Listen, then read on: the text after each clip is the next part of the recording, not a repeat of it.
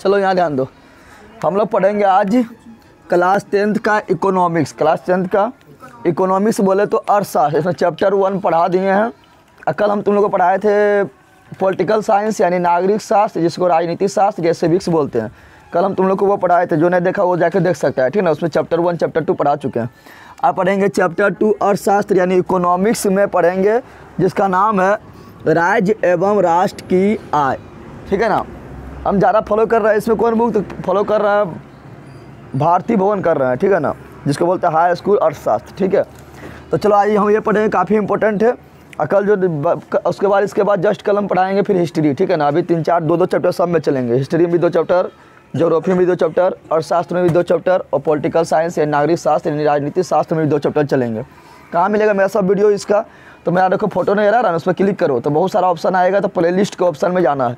Play list के option में जाने के बाद तुम लोग को A to Z वीडियो जितना भी सब पढ़ाए हैं सब वीडियो मिल जाएगा उसके अंदर, तो एक बार जाओ, ठीक है ना। और इसका वीडियो मिलेगा ज्योग्राफी, पॉलिटिकल साइंस, इकोनॉमिक्स और हो गया तुम्हारा इकोनॉमिक्स हो गया, और हिस्ट्री। इसका वीडियो कहाँ मिलेगा तो लिखा होगा सामाजिक विज्ञान ऑल चैप्टर, उसमें मिलेगा। और इसका क्वेश्चन आंसर का वीडियो कहाँ मिलेगा तो वहाँ लिखा होगा सामाजिक विज्ञान ऑल चैप्टर का क्वेश्चन आंसर, उस पर क्लिक करेगा तो A to Z वीडियो मिल जाएगा। और मॉडल सेट का भी सॉल्यूशन इसमें दिया गया है, 65 को दिया हुआ है लगभग, तो उसको भी जाकर तुम लोग देखो। और प्रीवियस ईयर पिछला साल जो क्वेश्चन पूछा गया उसका भी सॉल्यूशन दिया गया है, उसको भी जाकर देखो, ठीक है ना। और अभी तक मेरा एक जो नया चैनल है तुम लोग सब्सक्राइब नहीं किया, जगदेव ब्लॉग, ये मेरा नया चैनल है। अगर इसको तुम लोग अभी तक सब्सक्राइब नहीं किया तो सर्च मार के सब्सक्राइब कर लो, ठीक है ना।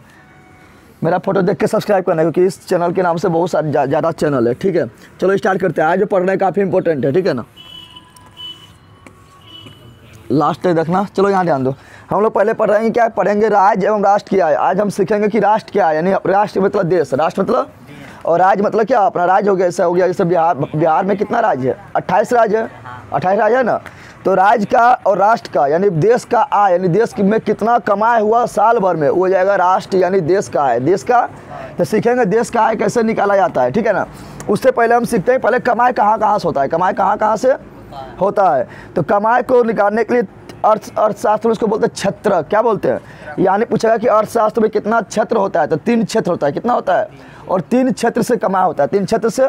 और इस क्षेत्र से हर साल क्वेश्चन आता है, हम काफ़ी इंपॉर्टेंट है, सब लोग को यहाँ ध्यान देना।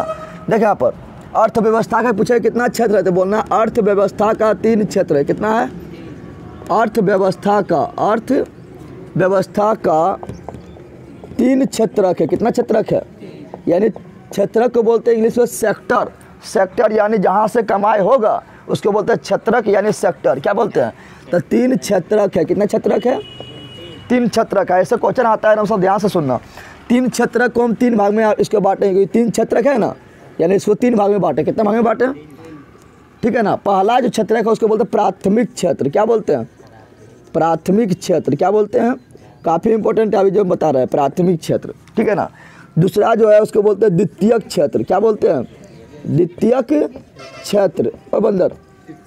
और तीसरा जो है उसको बोलते हैं हम तृतीयक क्षेत्र, क्या बोलते हैं, तृतीयक क्षेत्र, ठीक है ना। यानी अर्थव्यवस्था को 3 क्षेत्र में बांट दिए हैं, प्राथमिक क्षेत्र, द्वितीयक क्षेत्र और तृतीयक क्षेत्र। प्राथमिक इंग्लिश में बोलेंगे प्राइमरी सेक्टर, प्राइमरी सेक्टर। द्वितीयक क्षेत्र को इंग्लिश में बोलेंगे सेकेंडरी मतलब द्वितीयक, और सेक्टर मतलब हो जाएगा क्या, क्षेत्र, क्या हो जाएगा। और तृतीयक को बोलेंगे, तृतीयक का इंग्लिश होता है ट्रायसली, क्या होता है, ट्रायसरी, तो ट्रायसली सेक्टर, ट्रायसली। अब देखो, अब यही प्राथमिक क्षेत्र, द्वितीयक क्षेत्र और तृतीयक क्षेत्र से एक साल में जितना कमाया हुआ पूरा देश में उसी को बोलते हैं राष्ट्रीय आय, क्या बोलते हैं, राष्ट्रीय। यानी एक वर्ष के अंदर देश में उत्पादित जितना भी वस्तु हुआ, चाहे प्राथमिक क्षेत्र में हो या द्वितीय क्षेत्र में हो या तृतीय क्षेत्र में हो, उत्पादित सभी वस्तुओं के अंतिम मूल्य सिखाएंगे अभी किसे कहते हैं, अंतिम मूल्य को क्या कहते हैं, राष्ट्रीय आय, राष्ट्र की आय। समझ आ गया, पहले समझते हैं प्राथमिक क्षेत्र में कौन आएगा, फिर समझेंगे हम लोग द्वितीय क्षेत्र में कौन आएगा, फिर हम लोग समझेंगे तृतीय क्षेत्र में कौन आएगा। देखिए यहाँ पर हम ध्यान से समझना है, अरे इससे क्वेश्चन आना फिर से बोल रहे हैं, समझ नहीं आ रहा तुम लोग को। प्राथमिक क्षेत्र में आएगा कृषि, क्या आएगा, यानी ध्यान रखना प्राथमिक क्षेत्र में आएगा जो प्रकृति पर डिपेंड है, प्रकृति पर, यानी जो प्रकृति से डायरेक्ट प्राप्त हो रहा है वो आ जाएगा प्राथमिक क्षेत्र में।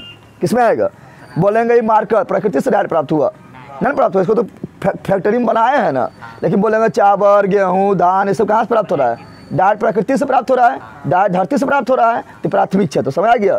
बोलेंगे मोबाइल, तो मोबाइल डायरेक्ट प्रकृति से प्राप्त हुआ क्या? ये तो फैक्ट्री में जाके बना था ना, तो मोबाइल प्राथमिक क्षेत्र में ना आएगा। लेकिन बोलेंगे कि दूध, तो दूध डायरेक्ट गाय के द्वारा मिल रहा है, प्रकृति के द्वारा मिल रहा है, नहीं मिल रहा है, तो दूध क्या हो गया? प्राथमिक क्षेत्र। क्या हो गया? बोलेंगे अंडा पालन, बत्तख पालन, बत्तख पालन हो गया, भेड़ पालन हो गया, गाय पालन हो गया, तो इसे इतना पालन कर रहा है, सब प्रकृति पर डिपेंड है। इसको फैक्ट्री में थोड़े पालन करते हैं हम, करते हैं क्या? यानी जो डायरेक्ट हमको प्रकृति से मिलेगा, जो प्रकृति पर डायरेक्ट डिपेंड है, उसको क्या बोलते हैं? उसको तो प्राथमिक क्षेत्र क्या बोलते हैं। और जो बनाएंगे जैसे बोर्ड हमको डायरेक्ट प्रकृति से मिला है, इसको फैक्ट्री में जाकर बना है, तो प्राथमिक क्षेत्र में ना आएगा, आएगा द्वितीय क्षेत्र में। नहीं, अब फैक्ट्री में जो बनेगा वो आएगा द्वितीय क्षेत्र में। किसमें आएगा? समझ आ गया तुम लोग को। और तृतीय क्षेत्र में आएगा सेवा, सर्विस। क्या होगा? सर्विस। जैसे हम लोग फोन से बात करते हैं, हेलो करते हैं ना, तो क्या दे रहा है? सेवा दे रहा है। कुछ तुमको नहीं दिया, 249 टका रिचार्ज कराया, तो तुम्हारा क्या हुआ? तुम्हारा बात करने का दे दिया सेवा, कि थोड़े तुमको तो इतना कुछ ला के दे दिया, सामान दिया था कि नहीं दिया। तो देखा प्राथमिक क्षेत्र में क्या होगा? जो पूरा प्रकृति पर डिपेंड है। किस पर डिपेंड है? यानी जो प्रकृति से प्राप्त हो रहा है, प्रकृति से प्राप्त हो रहा है, ठीक है ना, उसको बोलते हैं क्या? प्राथमिक क्षेत्र। क्या बोलते हैं? जैसे हो जाएगा क्या? कृषि। क्या हो जाएगा? कृषि करते हैं ना हम लोग, कृषि डायरेक्ट करते हैं, कृषि हम लोग डायरेक्ट किस पर करते हैं? प्रकृति के पर करते हैं ना। उसमें क्या बोलेंगे? जितना भी पालन है, जितना भी, चाहे वो पालन कुछ हो भी हो, चाहे वो पालन मुर्गी पालन हो, ठीक है ना, ठीक है ना, मुर्गी पालन हो या भेड़ पालन हो, ठीक है ना, या पशु पालन हो, ठीक है ना, जितना भी पालन है सब किसमें आएगा? प्रकृति में। किसमें आएगा? चाहे मत्स्य पालन, मछली कहाँ प्राप्त होता है? फैक्ट्री में प्राप्त होता है कि मछली भी तो नदी से प्राप्त होता है। नदी क्या? प्रकृति का देन है। तो मत्स्य पालन हो, यानी जितना भी पालन है, सिंपल तुम लोग समय कि जो प्रकृति से प्राप्त होगा, जो डायरेक्ट हम लोग को प्रकृति से प्राप्त होगा, जिसको फैक्ट्री में नहीं बनाया जाता है, वो क्या आ जाएगा? वो हो जाएगा क्या? प्राथमिक क्षेत्र। क्या हो जाएगा?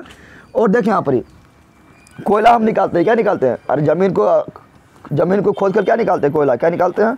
कोयला निकालते हैं ना। और ज़मीन के अंदर से फिर निकालते हैं अयस्क, लोहा का अयस्क निकालते हैं तो लोहा बनाते हैं, सोना का अयस्क निकालते हैं ज़मीन के अंदर से तो सोना बनाते हैं ना। तो जो खोद रहे हैं वो तो अभी खोद के निकालबे नहीं किए हैं, उसको फैक्ट्री में तो नहीं ले गए। यानी जो खनन का काम करते हैं, यानी खोद के निकालने के काम, खनन का काम मतलब समझ रहे? खनन मतलब धातु अयस्क को पृथ्वी के अंदर से खोद कर निकालना, खनन कहलाता है। क्या कहलाता है? तो खनन का जो काम है वो भी किसमें आएगा? प्राथमिक क्षेत्र में। किसमें आएगा? प्राथमिक क्षेत्र में। कोई दिक्कत? प्राथमिक क्षेत्र का दूसरा नाम क्या है? तो प्राथमिक क्षेत्र का दूसरा नाम है, इसी को बोलते हैं कृषि क्षेत्र। क्या बोलते हैं? कहा कि सबसे मेन कृषि है ना, तो इसी को बोलते हैं कृषि क्षेत्र, या इसी को बोलते हैं सहायक क्षेत्र। क्या बोलते हैं? सहायक क्षेत्र। सहायक क्षेत्र क्यों? क्योंकि ये जो क्षेत्र है ना, इसको सहायता प्रदान करता है, नहीं करता है। यहाँ जो सामान प्राप्त हुआ, आप यहाँ ले जाएंगे फैक्ट्रिया में, उसको बना देंगे, हो जाएगा क्या? द्वितीय क्षेत्र। यानी द्वितीय क्षेत्र में क्या होगा? तो यहाँ जो सामान प्राप्त हुआ उसको ले जाओ फैक्ट्री में, अब फैक्ट्री में ले जाओ, उसको निर्माण कर दे, उससे कोई दूसरा वस्तु बना दे, या कोई वस्तु टूट फूट गया तो उसको फिर ले जाकर फैक्ट्री में फिर उसको बना दे, यानी विनिर्माण कर दे। कोई वस्तु टूट फूट गया उसको फिर से बनाएंगे तो उसको बोलेंगे विनिर्माण। क्या बोलेंगे? और कोई वस्तु को डायरेक्ट ले गया उसको बना दिया तो उसको बोलेंगे निर्माण। क्या बोलेंगे? तो इसको यहाँ पर क्या करते हैं? यहाँ करते हैं निर्माण करते हैं, कोई वस्तु का निर्माण करते हैं, या क्या करते हैं? विनिर्माण करते हैं। क्या करते हैं? विनिर्माण करते हैं। जैसे आलू प्रकृति से प्राप्त किए, ले गए फैक्ट्री में बना दिए चिप्स। क्या बना दिए? तो चिप्स क्या हो गया? द्वितीय क्षेत्र। क्या हो गया? समझ तुम लोग आया? नहीं समझ आया? उसी प्रकार मान लो यहाँ पर, यहाँ ध्यान दो, यहाँ पर हमें कितना भी वस्तु जैसे खनन किए तो कोयला प्राप्त हुआ, अब कोयला ले गए वहाँ फैक्ट्री में और बना दिया बिजली। क्या हो गया? द्वितीय क्षेत्र। क्या हो गया? ना हो गया? प्राप्त किए, सोना का अयस्क प्राप्त किए और सोना ले गए वहाँ पर, बड़ा जहाँ उद्योग है वहाँ ले गए, बना दिए, क्या तो बन गया? क्या? सोना के गहना बन गया। तो क्या हो गया? द्वितीय क्षेत्र। क्या हो गया? यानी द्वितीय क्षेत्र में कौन आएगा? तो जितना भी उद्योग है, क्या है? जितना भी कल कारखाना यानी उद्योग है, कल कारखाना, वो सब किस में आ जाएगा? उस आ जाएगा द्वितीय क्षेत्र में। किस में आ जाएगा? द्वितीय क्षेत्र में। चाहे अब देखो, जहाँ बोर्ड बना कहाँ बना? द्वितीय क्षेत्र में बना। मोबाइल बना कहाँ बना? द्वितीय क्षेत्र में बना। ना बन रहा है, जहाँ निर्माण हो रहा है, सिंपल यार, द्वितीय क्षेत्र यानी जहाँ निर्माण हो रहा है। क्या हो रहा है? ये मोबाइल बना क्या? द्वितीय क्षेत्र में बना। कपड़ा कहाँ बना होगा? द्वितीय क्षेत्र में बना होगा ना। उस प्रकार ये स्टैंड कहाँ बना होगा? द्वितीय क्षेत्र में बना होगा। ये मार्कर कहाँ बना होगा? द्वितीय क्षेत्र में बना होगा। जिसमें जो इंक डालते हो कहाँ बना होगा? द्वितीय क्षेत्र में बना होगा। यानी द्वितीय क्षेत्र में सिर्फ होता है निर्माण। क्या होता है? सामान का निर्माण होता है। क्या होता है? हम लोग थोड़े द्वितीय क्षेत्र में जाते हैं सामान को खरीदने जाते हैं। सामान द्वितीय क्षेत्र से खरीदते हैं कि खरीदते हैं बाजार से, मार्केट से, कहाँ से खरीदते हैं? यानी द्वितीय क्षेत्र में क्या होता है? सभी सामानों का क्या होता है? यहाँ पर ही कर कारखाना या उद्योग, कर कारखाना या उद्योग इसको बोलते हैं। यहाँ पर क्या होता है? यहाँ सभी सामानों का निर्माण होता है। क्या होता है? सभी सामानों का क्या होता है? निर्माण होता है। कोई दिक्कत है इतना में? द्वितीय क्षेत्र में कोई दिक्कत है? जैसे बोलेगा कर कारखाना किस में आता है, तो बोल देना है किसमें, द्वितीय क्षेत्र में। उद्योग किस में आता है, द्वितीय क्षेत्र में, समझ आ गया। अब आता है तृतीय क्षेत्र, कौन आता है, क्या आता है, तृतीय क्षेत्र। तृतीय क्षेत्र किसको बोलेंगे, तो देखिए तृतीय क्षेत्र उसको बोलेंगे सेवा दे रहा है, क्या दे रहा है, सेवा यानी सर्विस दे रहा है, क्या दे रहा है। जैसे तुम लोग मोबाइल में बात करता है तो रिचार्ज कराया आराम से, रिचार्ज करा दिया, लेकिन तुमको थोड़ा कुछ दिया, रिचार्ज कराया तुम्हारा पैसा कट गया, तुमको सर्विस देगा, 1 महीना का बात कर लो, सामान थोड़े तुमको कुछ दिया तो दिया सर्विस, क्या दिया। तो तृतीय क्षेत्र को हम सेवा क्षेत्र भी बोलते हैं, क्या बोलते हैं, यानी इसमें सिर्फ सेवा देता है, क्या देता है। अब बताए इतना जो वस्तु बना द्वितीय क्षेत्र में, फैक्ट्रिया में वस्तुआ बना न बंदर, ये जो फैक्ट्री में जो वस्तु बना, तो यहाँ फैक्ट्री से डायरेक्ट बिक जाता है कि फैक्ट्री से नहीं बिकता, इसके लिए चाहिए बाजार, क्या चाहिए, बाजार, क्या चाहिए। तो बाजार क्या हो गया, बाजार हो गया तृतीय क्षेत्र, यानी बाजार दिया सेवा का मौका, यानी सर्विस का। अरे बाजार में बिकेगा। अब बता, इसको बाजार ले जाने के लिए क्या चाहिए, माथा पर ढोके ले जाएगा, वो गाड़ी बना दिया तो इसके लिए चाहिए परिवहन, क्या चाहिए। तो परिवहन की क्या है, तो परिवहन भी है सेवा क्षेत्र। परिवहन भी क्या है, परिवहन बोले तो गाड़ी उड़ी जितना भी माल गाड़ी को जितना भी है सब क्या है, परिवहन क्षेत्र क्या है। ऐसा बात नहीं है कि तुम ट्रेन पर बैठ गया, मान लो तो ट्रेन पर बैठ गया, टिकट कटा लिया और ट्रेन में तुम्हारा हो गया, ऐसा होता है कि वो तुम खाली सेवा दिया, क्या दिया, सेवा दिया, नहीं तुमको सर्विस दिया, इतना रुपया दो तुमको यहाँ से वहाँ पहुँचा देंगे, हो गया ना। तुम एयर इंडिया के जहाँ पर बैठ गया, यहाँ से उड़ के यहाँ चल गया, बोलेगा एयर इंडिया हमरे हो गए, तो इस तरह होगा कि ना, तुमको खाली उस सेवा दिया, सर्विस दिया, तुमको यहाँ से पहुँचा के कहाँ पहुँचा दिया, यहाँ कहाँ पहुँचा दिया, यहाँ, समझा तुम लोग। यानी सेवा क्षेत्र में हम पैसा देते हैं, सेवा क्षेत्र में पैसा देते हैं, तो हमको एक स्थान से दूसरा स्थान या हमको कुछ वस्तु देता है, यानी हमको सेवा देता है, क्या देता है। यानी सेवा क्षेत्र में आएगा बाजार, बाजार में हम कुछ खरीदते हैं, यहाँ ध्यान दे। तो तृतीय क्षेत्र में 2 चीज़ आता है, एक आता है वस्तु, क्या आता है, वस्तु, एक आता है सेवा, क्या आता है, सेवा। ऐसे दुकान में गए, कोई सामान हम खरीद लिए तो क्या हुआ, वो हमको सेवा दिया और हमको दे दिया क्या, वस्तु, क्या दिया, वो क्या दिया, वस्तु दिया, हम दिए पैसा, तो यहाँ पर हो गया वस्तु, क्या हो गया, वस्तु हो गया। लेकिन मान लो हम पढ़ा रहे हैं तो तुम लोग को 1 घंटा पढ़ा के भेज देंगे, तो हम तुम लोग कुछ दिए, कोई सामान नहीं दिए, तो ये क्या दिए, ये दिए सेवा, क्या दिए, सेवा। डॉक्टर पर जाता है तुरंत भी, हाँ तो पहले अथी लगाओ, पहले क्या, पहले नंबर लगाओ, 500 रुपया भरो, उसमें कोई देवो नहीं किया, 500 रुपया भरो, तो क्या कोई वस्तु दिया क्या, वो क्या दिया, सेवा, क्या दिया, सेवा नहीं दिया, तुमको क्या दिया, सेवा, क्या दिया। तो डॉक्टर भी क्या हो गया, तृतीय क्षेत्र, क्या हो गया, तृतीय क्षेत्र ना हुआ। तो यहाँ पर क्या होता है, तृतीय क्षेत्र में एक तो वस्तु होता है, जहाँ पर तुमको पैसा के बदले वस्तु मिलेगा, तो वो हो जाएगा तृतीय क्षेत्र, क्या हो जाएगा। और अगर मान लो कुछ ना मिला, पैसा लग गया, कुछ ना मिला, तो दिया तुमको सर्विस, क्या दिया। यानी इसमें क्या आएगा, इसमें जितना भी डॉक्टर है या इंजीनियर है, इंजीनियर तुमको कुछ देता है कि खरी नक्शा बना देगा, दिया कहाँ कुछ दिया। हाँ, वकील है, वकील तुमको कुछ देता है कि केस लड़ता है तो किले केस तुमको लड़के तुम्हारा ये अथिया जो जहाँ पे केस वाला रहा था वही तुमको दे दिया, इस तरह कुछ देता है क्या। यानी वकील भी क्या करता है, सेवा देता है, क्या देता है, क्या देता है, सेवा देता है। उसी प्रकार टीचर यानी शिक्षक कुछ देता है क्या, नहीं देता है, खाली सेवा देता है, क्या देता है। उसी प्रकार जितना भी संसार का साधन है, संसार का, जैसे इंटरनेट में तुम्हें कोई दिया नहीं दिया, पैसा कट गया, खाली तुमको 1 महीना 2 महीना के लिए बात करने दे लिया, यानी क्या है, सेवा, क्या है, सेवा, समझ आ गया। तो तृतीय क्षेत्र में क्या आता है, वस्तु एवं सेवा, वस्तु एवं, अगर पैसा देकर वस्तु मिल गया तो हो गया क्या, ये सब जितना सामान खरीदे हैं, कहाँ खरीदे हैं, कोई दुकान में जाके खरीदे हैं ना, बाजार में जाके खरीदे हैं ना, तो हो गया वस्तु, क्या हो गया। अब वस्तु अगर पैसा दे और कुछ नहीं मिले तो हो गया सेवा, क्या हो गया, सेवा, क्या हो गया, समझ तो लोग आया। अब बात करते हैं ज़्यादा कमाई कहाँ होता है, ज़्यादा कमाई इसमें होता है कि इसमें होता है कि इसमें होता है, ज़्यादा कमाइया कहाँ होता है, जल्दी बताओ, ज़्यादा कमाई कहाँ होता है। तो देखो सबसे कम कमाई इसमें होता है, कृषि में ज़्यादा कमाई थोड़े होता है। कृषि में ज़्यादा कमाई होता है तो सब जितना भी किसान है सब मुकेश अंबानी बनल रहता है, नहीं रहता बनल। हाँ, तो कृषि में बहुत कम कमाई, कृषि में बहुत कम। तो इसमें जो है किसमें बोल रहे हैं, प्राथमिक क्षेत्र में सबसे कम कमाई, सबसे, यानी देश के राष्ट्रीय आय में इसका योगदान क्या है, राष्ट्रीय आय में तो समझ रहा है कि 1 साल में देश में कुल कितना कमाया हुआ था, सबसे कमाई इसी में कम हुआ, यानी राष्ट्रीय आय में इसका योगदान सबसे कम है। राष्ट्रीय आय में इसका योगदान क्या है, इसका योगदान सबसे कम है ना है। और द्वितीय क्षेत्र क्या है, तो द्वितीय क्षेत्र दूसरा नंबर पर है। जानवे करता है जितना भी सामान बन रहा है तो फैक्ट्री में बन रहा है ना, तो इसमें तो कमाई ज़्यादा होवे करेगा और सबसे ज़्यादा कमाई इसमें होता है। कैसे देखता है दुनिया अथी यहाँ भारत में कितना है, लगभग 135 करोड़ जनता है, सब ने मोबाइल से बात करता है ना, सब लोग रिचार्ज खाली कराता है, फटाक से कर जाता है, कोई देवो नहीं किया, पैसा मिल गया उसको, नहीं मिल गया। और जितना भी जियो है, एयरटेल है, वोडा है, कितना कमाई लोग कमाता है, रिचार्ज करो घर से चल गया, उसके पास पैसा चल गया, नहीं चल गया। ये सब सेवा क्षेत्र ना है, सेवा क्षेत्र है ना, सबसे ज़्यादा कमाई इसी में। इससे डॉक्टर भी अमीर रहेगा, इंजीनियर भी अमीर रहेगा, वकील भी, शिक्षक भी अमीर, सब अमीर ना है। तो यहाँ पर क्या है, तो इसमें देखिए यहाँ पर उसके बाद ज़्यादा तो अमीर ये लोग है ना, पूरा रुपया कमा रहा है, नहीं कमा रहा है, यहाँ से कट करो, पैसा कट गया, चल गया उसके पास फटाक से चल गया ना। और सब कोई सब चलाता है ना, चलता है इंटरनेट तो सब चलाता है ना।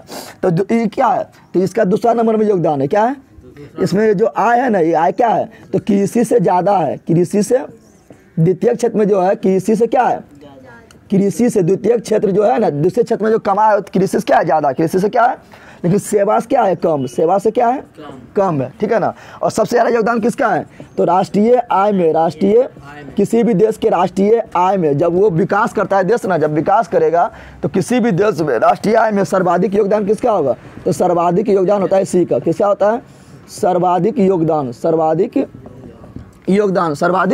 योगदान किसका है, तो सर्वाधिक योगदान है तृतीयक क्षेत्र का, किसका है, तृतीयक क्षेत्र का। समझ आया तुम लोग को। यानी बोलेगा कि देश के आय में सर्वाधिक योगदान किस क्षेत्र का है, तो बोल देना तृतीयक क्षेत्र। बोलेगा सेवा क्षेत्र किसे कहते हैं, तो तृतीयक क्षेत्र को कहते हैं, सेवा यहीं मिल रहा है, सर्विस यहीं मिल रहा है। हाँ, बोलेगा फिर देश के आय में सबसे ज़्यादा कम योगदान किस क्षेत्र का है, तो प्राथमिक क्षेत्र का है। प्राथमिक क्षेत्र किसे कहते हैं, कृषि क्षेत्र को कहते हैं, या कृषि क्षेत्र को क्या कहा जाता है, प्राथमिक क्षेत्र कहा जाता है। कृषि क्षेत्र को और क्या कहा जाता है, सहायक क्षेत्र कहा जाता है। बोलेगा मुर्गी पालन या पशुपालन कौन क्षेत्र में आता है, प्राथमिक क्षेत्र में आता है। मत्स्य पालन किस क्षेत्र में आता है, प्राथमिक क्षेत्र में आता है। जितना भी निर्माण होता है, कल कारखाना उद्योग, ये सब कौन क्षेत्र में आता है, द्वितीय क्षेत्र में आता है। समझ आ गया तुम लोग को। अब यहाँ ध्यान दे, अब बोलेंगे सबसे ज़्यादा आदमी कहाँ काम करता है, बताओ, प्राथमिक क्षेत्र में ज़्यादा काम करता है, द्वितीय क्षेत्र में, द्वितीय क्षेत्र में, जल्दी बताओ। सिंपल बात है, तुम लोग देखो ना, सब यहाँ पर गाँव में देखो हमेशा सब ज़्यादा कृषि पर लगल है। कहाँ है ज़्यादा आदमी तुमको मिलेगा खेती करते हुए, ना मिलता है। और नहीं तो पालन कर रहा है, कोई बकरी चला रहा है, कोई भैंस चला रहा है, कोई क्या, कोई मछली पाल रहा है, कर रहा है ना। यानी ज़्यादा आदमी, यानी रोजगार ज़्यादा कहाँ है, तो रोजगार ज़्यादा कहाँ पर है, रोजगार सबसे ज़्यादा कौन देता है, प्राथमिक क्षेत्र। क्या देता है, सबसे ज़्यादा। और रोजगार ज़्यादा दे दिया लेकिन कमैया क्रम है, कमैया है, रोजगार ज़्यादा हो गया लेकिन कमैया है, तो रोजगार ज़्यादा मिल जाता है इसमें, लेकिन कमैया ना है, गरीब के गरीबे रहेगा। और इसमें क्या है, तो रोजगार सबसे ज़्यादा कौन देता है, ये कौन देता है। और सबसे कम रोजगार कौन देता है, सबसे कम रोजगार ही देता है, नहीं देता है। इसमें रोजगार कहाँ, सब तो ऑनलाइन काम हो जाता है, कोई व्यक्ति को जाना यहाँ से वहाँ जाना भी नहीं पड़ता है। जब जाना नहीं पड़ेगा तो आदमी काम कहाँ मिलेगा। तो यहाँ पर रोजगार सबसे कम है, रोजगार सबसे कम दिया लेकिन कमाई सबसे ज़्यादा है। इसलिए क्षेत्र में जितना रहेगा सब अमीर रहेगा। समझ आ गया तुम लोग को, तीनों क्षेत्र समझ आ गया। अब मान ले, अब बोलेंगे तुम लोग को, यहाँ बता, फैक्ट्री से देखिए यहाँ पे, मान लो फैक्ट्री से माल निकला, फैक्ट्री से क्या निकला, माल निकला, तो माल निकला तो कौन क्षेत्र में आएगा, जल्दी बता। फैक्ट्री से जो माल है कौन, द्वितीय क्षेत्र में आ जाएगा, फैक्ट्री से निकल रहा है ना, द्वितीय क्षेत्र में आ गया, द्वितीय क्षेत्र में आ गया ना। वो ट्रक पर से जा रहा है, ट्रक पर से जा रहा है, तो क्या कर रहा है, वो सेवा दे रहा है। ट्रक पर थोड़ा उसका हो जाएगा, ट्रक पर तो खाली पहुँचा देगा ना। तो ट्रक क्या हो गया, तृतीय क्षेत्र क्या हो गया। और ट्रक पर जाकर मान ले कहीं एक्सीडेंट कर गया, तो हमको तो मालिक कॉल करेगा, देखेगा उठेबे नहीं कर रहा, तो कॉल कर रहा है, तो क्या दे रहा है, पहला क्षेत्र की, द्वितीय क्षेत्र, तृतीय क्षेत्र कॉल कर रहा है तो 7 दे रहा हो, क्या हो गया, तृतीय क्षेत्र क्या हो गया। जब पता चलेगा कि कौन सी, पता चलेगा कि यहाँ पर कौन सी हो गया, एक्सीडेंट हो गया, क्या हो गया। तो पुलिस आएगा, तो पुलिस क्या देता, उसको सामान देता है क्या, तो क्या देता है, 7 देगा, तो जाएगा तृतीय क्षेत्र, क्या हो जाएगा। फिर पहुँचेगा हॉस्पिटल, तो हॉस्पिटल कौन क्षेत्र में आएगा, वो भी सेवा देगा, तृतीय क्षेत्र क्या हो जाएगा, तृतीय क्षेत्र हो जाएगा ना। तो पता जाएगा कौन क्षेत्र में आता है। अब यहाँ ध्यान दे तुम लोग, अब पढ़ेंगे राष्ट्र की आय, राष्ट्रीय आय किसे कहते हैं, राष्ट्रीय। उससे पहले देखिए यहाँ पर थोड़ा एक और पढ़ लेते हैं। ये जो क्षेत्र है ना, इस क्षेत्र को एक बोलते हैं संगठित क्षेत्र। क्षेत्र को जो है काम के अनुसार 2 भाग में बांटते हैं। एक बोलते हैं संगठित क्षेत्र, क्या बोलते हैं, संगठित क्षेत्र। एक तो बोलते हैं असंगठित क्षेत्र, क्या बोलते हैं, असंगठित क्षेत्र। संगठित क्षेत्र मतलब क्या हुआ, संगठित क्षेत्र मतलब हुआ कि जहाँ पर, यहाँ ध्यान दे, जहाँ पर मंथली इनकम, यानी जहाँ पर आय क्या हो, फिक्स हो, क्या हो, आय फिक्स हो, काम के दिन फिक्स हो, काम के दिन क्या हो, और काम के समय भी फिक्स हो, काम के समय भी क्या हो, उसको बोलते हैं संगठित क्षेत्र। क्या बोलते हैं। अब तो लोग सिंपल बता दें कि कहाँ पर आय एवं फिक्स होता है, काम के दिन भी फिक्स होता है, और समय भी फिक्स होता है। कहाँ होता है? तो नौकरी में होता है। कहाँ होता है? तो नौकरी किस में आ जाएगा? नौकरी आ जाएगा संगठित क्षेत्र में ना आता है। नौकरी में हम फिक्स है कि तुम्हारा जितना रुपया मिल रहा है, अगर मान लो पुलिस में है तो तुम मान लो 30,000 या 35,000 मिल रहा है तो फिक्स है, मिलता है ना। इंजीनियर है तो उसका भी फिक्स रहता है। फिर दिन भी फिक्स रहता है कि तुम्हें एक महीना में इतना दिन काम करो, ज़्यादा करेगा तो ज़्यादा पैसा मिलेगा। तो दिन भी क्या होता है? फिक्स। क्या होता है? और समय भी फिक्स होता है कि तुम 8 घंटा काम करो, 8 घंटा समय भी फिक्स है, यानी नौकरी। क्या हो गया? ऐसे छुट्टी भी फिक्स होता है ना, होता है। तुमको छुट्टी भी मिलेगा। क्या मिलेगा? तो नौकरी आ गया संगठित क्षेत्र। क्या आ गया? और उस संगठित क्षेत्र में क्या आ गया? अपना बिजनेस, अपना यानी अपना जो काम कर रहा है किस में आएगा? और संगठित क्षेत्र में। इसमें तो क्या आय फिक्स है, इसमें आय फिक्स है। इनकम में बहुत ज़्यादा कमाओगे तो कोनो दिन ऐसे रह जाएगा, वो कमाए होबो नहीं करेगा, बोलेगा जतरा खराब है, जतरा। यानी इसमें क्या है? इसमें ना तो आय फिक्स है, इसमें ना तो आय फिक्स है, ना तो इसमें दिन फिक्स है। सर फिक्स नहीं ना कि तुम जो है मतलब 10 दिन काम करेगा, महीना तुमको मिल जाएगा, ऐसा है कि इसमें तुमको क्या है? 10 दिन काम किया, तुम बीमार पड़ गया, तुमको महीना के भर का मिल जाएगा। क्योंकि नौकरी में क्या है? अगर 10 दिन काम किया, अगर तुम लोग बीमार पड़ गया या छुट्टी लेके घर चला आया, तभी क्या मिलेगा? पूरा मंथली मिलेगा, मिलेगा ना। इसमें मतलब इसमें छुट्टी भी मिलता है। क्या मिलता है? लेकिन इसमें फिक्स है। इसमें फिक्स है क्या कि तुम 9 बजे आओ, टीचर चला आएगा, 10 बजे आएगा, 4 बजे चल जाएगा ना, उसको उतना पैसा मिल जाएगा। लेकिन इसमें देखो ना, भोर में उठेगा ना, 6 बजे दुकान खोल देगा, 8 बजे 9 बजे तक बंद करेगा, तब कम में कमा होगा ना, होगा ना। यानी इसमें ना तो आय फिक्स है, ना तो दिन फिक्स है। ऐसा छुट्टी तो होबे नहीं करता है, छुट्टी तो होबे नहीं करता, होता है। और समय भी फिक्स ना है, जितना मन उतना बजे चालू करो और बंद करो, समय भी फिक्स है। तो ये छोटा संगठित क्षेत्र होता है, और संगठित क्षेत्र। आप पढ़ेंगे राष्ट्रीय आय। क्या पढ़ेंगे? राष्ट्रीय आय। क्या बोल रहे हैं? राष्ट्रीय आय किसे कहते हैं? तो हम बोलेंगे सिंपल, राष्ट्रीय आय बोले सिंपल है कि बोलेंगे क्या, यहाँ जाने बोलेंगे एक वर्ष के अंदर किसी देश में, किसी देश के कुल आय को, कुल एक देश में जितना भी कमाया हुआ है, एक साल के अंदर जितना भी कमाया हुआ है, बोलेगा देश कमाता है क्या? देश नहीं कमाता, देश में आदमी कमा रहा है ना। तो आदमी के पूरा देश में जितना आदमी है, जितना आदमी कमाया उसको सब आय को जोड़ लेंगे तो देश क्या आय हो गया। तो क्या बोलेंगे? राष्ट्रीय आय बोलेंगे। क्या बोलेंगे कि एक वर्ष में, क्या बोलेंगे? एक वर्ष में किसी राष्ट्र के अंदर या किसी देश के अंदर उत्पादित तो समझ रहा है, जो वस्तु बन रहा है, उत्पादन हो रहा है, उसका तो मूल्य होगा ना। उत्पादित सभी वस्तुओं का जितना भी वस्तुओं या सेवा। अरे यहाँ पर यही बताए थे ना, भी सेवा होता है ना, बोले थे। डॉक्टर के पास गया तो आदमी बोला 500 रुपया बिल जमा दो, कुछ दिया तो वस्तु नहीं दिया, तो क्या दिया? सेवा दिया कि तुमको देखेगा, चेक करेगा, ओ लगता है तुमको बीमारी ना है कि बीमारी है। तो सभी वस्तुओं एवं सेवाओं का मूल्य भी जुटता है ना, नहीं जुटता। रिचार्ज कराया तो तुम कुछ मिला, पैसा कट गया तो सेवा मिला, क्या मिला? तो वस्तुओं एवं सेवाओं का अंतिम मूल्य अभी समझाएंगे क्या है। अंतिम मूल्य को राष्ट्रीय आय कहते हैं। क्या कहते हैं? राष्ट्रीय आय कहते हैं। अब इतना नहीं बोलेगा तो डायरेक्ट बोल दे क्या? राष्ट्रीय आय परिभाषा डायरेक्ट बोल दे। इतना नहीं बोलेगा तो राष्ट्रीय आय बोल दे कि एक वर्ष के अंदर क्या बोलेंगे? शॉर्ट में बता रहे हैं। एक वर्ष के अंदर किसी देश का कुल आय को राष्ट्रीय आय कहते हैं। छोटा में बोल दिए ना, बोल दिए कुल राष्ट्रीय आय कहते हैं। अब यहाँ समझ, यहाँ पर क्या है? एक वर्ष में किसी देश के अंदर उत्पादित मतलब जितना वस्तु बना, चाहे वस्तु हो चाहे सेवा हो। अब उत्पादन 2 तरह का होता है, एक होता है वस्तु और एक होता है सेवा। सेवा में हमको कुछ नहीं मिलता है, खाली मेवा मिलता है, यानी कोई खाली पैसा दे दो और तुमको मिल जाएगा। तो हो गया क्या? एक हो गया वस्तु, एक हो गया सेवा। क्या हो गया? अब उसका अंतिम मूल्य, आप बोलेगा अंतिम मूल्य यहाँ कहाँ है लिखे? तो अंतिम मूल्य कहाँ है लिखे? यहाँ समझ, अंतिम मूल्य तुम्हें समझ। तुम लोग अंतिम मूल्य मतलब देखिए, यहाँ पर मान लो तुम लोग आलू का उत्पादन किया, आलू बनाए ना, आलू का उत्पादन किए। तुम समोसा खाने गया, क्या खाने गया? मान लो समोसा खाने गया अंदर। तो समोसा खाने गया तो इसमें क्या लगा? आलू। क्या लगा? क्या लगा? और इसमें क्या लगा? तेल लगा, इस क्या लगा? मैदा लगा, और बहुत चीज़ लगता है ना, बहुत चीज़ लगता है ना।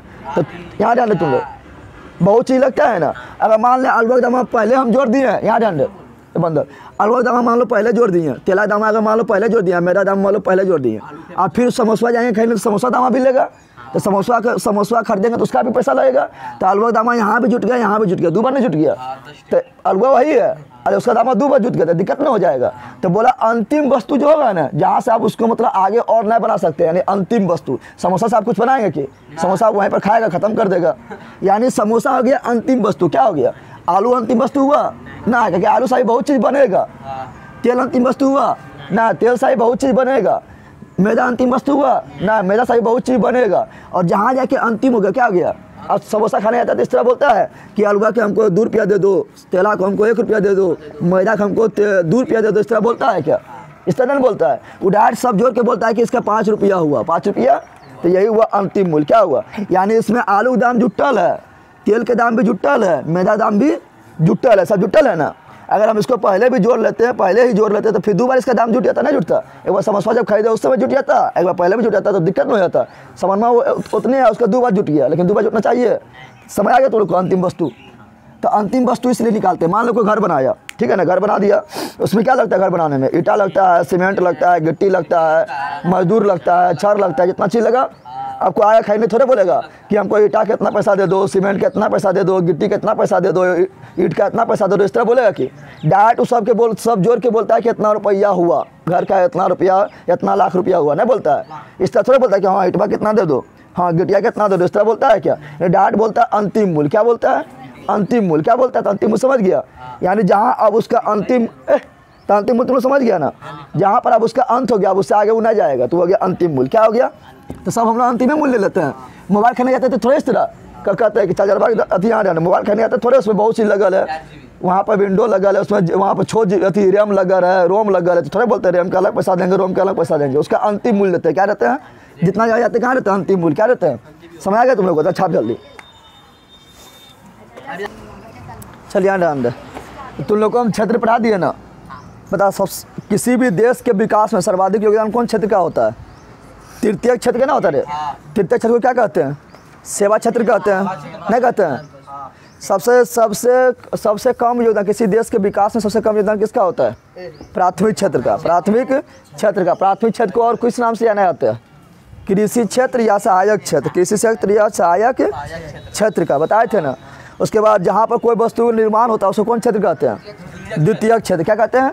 और द्वितीय क्षेत्र को हम क्या कहते हैं? औद्योगिक क्षेत्र। क्या कहते हैं? औद्योगिक क्षेत्र। सबसे ज़्यादा रोजगार के भारत में किस क्षेत्र में प्रदान किया जाता है? प्राथमिक क्षेत्र में। प्राथमिक क्षेत्र में, नहीं बताए थे। लेकिन सबसे ज़्यादा कम आय किस में होता है? प्राथमिक क्षेत्र में। सबसे कम योगदान कौन क्षेत्र में मिला है? तृतीय क्षेत्र में। सबसे कम रोजगार तृतीय क्षेत्र में। कहाँ मिला? लेकिन सबसे ज़्यादा आय तृतीय क्षेत्र में। बता दिए थे ना। अब यहाँ ध्यान दे। फिर बताए थे तुम लोग को राष्ट्रीय आय। क्या बताए थे? राष्ट्रीय आय के बारे में 3 गो अर्थशास्त्री है, ठीक है ना। वो राष्ट्रीय के आय के बारे में बताया। यहाँ ध्यान दे, क्वेश्चन इससे आता है। यहाँ ध्यान दे, क्या बोल रहे हैं? राष्ट्रीय आय। क्या बोल रहे हैं? राष्ट्रीय आय के बारे में 3 गो अर्थशास्त्री जो अपना अपना दिया विचार। क्या दिया? राष्ट्रीय आय। देखिए यहाँ पर एगो अल्फ्रेड मार्शर है। क्या है? अल्फ्रेड मार्शर, ठीक है ना। उसके बारे में प्रोफेसर पीगू, ठीक है ना। उसके बारे में प्रोफेसर फिशर। क्या है? फिशर। ये तीनों बताया राष्ट्रीय आय किसे कहते हैं। तो ये बोला था क्या? अल्फ्रेड मार्शल क्या बोला था? ये बोला था जितना भी श्रम मतलब जितना काम किए, नहीं जो मजदूरी किए। श्रम मतलब क्या हुआ? काम करना, मजदूरी करना था श्रम। और यहाँ रहने जितना श्रम लगा, जितना पूंजी लगा, जितना, अरे जब कोई भी काम करेगा, कोई भी काम तो स्टार्ट करो तो श्रम लगेगा ना, यानी काम तो करना पड़ेगा, मजदूरी तो लगभग करेगा, और पूंजी लगा। तो इससे जितना वस्तु एवं सेवा दो चीज उत्पादन होगा। जब वस्तु बनाएंगे तो वस्तु उत्पादन होगा, या क्या देंगे? सर्विस देंगे। क्या देंगे? तो डॉक्टर क्या देता है? सर्विस देता है। टीचर क्या देता है? सर्विस देता है। वकील क्या देता है? सर्विस देता है। तो दो चीज नहीं होता है, एक होता है वस्तु, या देता है सर्विस। क्या देता है? तो ये दोनों के जितना मूल्य लगा उसी को बोलेगा राष्ट्रीय आय। कौन बोला था? Alfred Marshall. कौन बोला था? समझ आ गया? तो बोलेगा डायरेक्ट क्वेश्चन आ गया, बताओ किसके अनुसार, किस अर्थशास्त्री के अनुसार श्रम और पूंजी से उत्पादित वस्तु एवं सेवाओं के मूल्य को राष्ट्रीय आय कहते हैं? तो बोल देना किसके अनुसार? अल्फ्रेड मार्शल के अनुसार। अल्फ्रेड मार्शल के अनुसार। अब आया पीगू। कौन आया? पीगू क्या बोला था? यहाँ ध्यान दे। पीगू बोला था क्या कि यो बोला था श्रम एवं पूंजी का उत्पादन नहीं बोला था, लेकिन ये बोला था कि जो बाहर से कमाए। जब मान लो यहाँ पर छोटुआ है, क्या है? देखिए यहाँ पर बंदर, ये क्या है? छोटुआ है। क्या है? और ये चलिए कमाने, चल गया कहाँ कमाने, चल गया विदेश कमाने। कहाँ चल गया? विदेश यानी अमेरिका। कहाँ चले कमाने?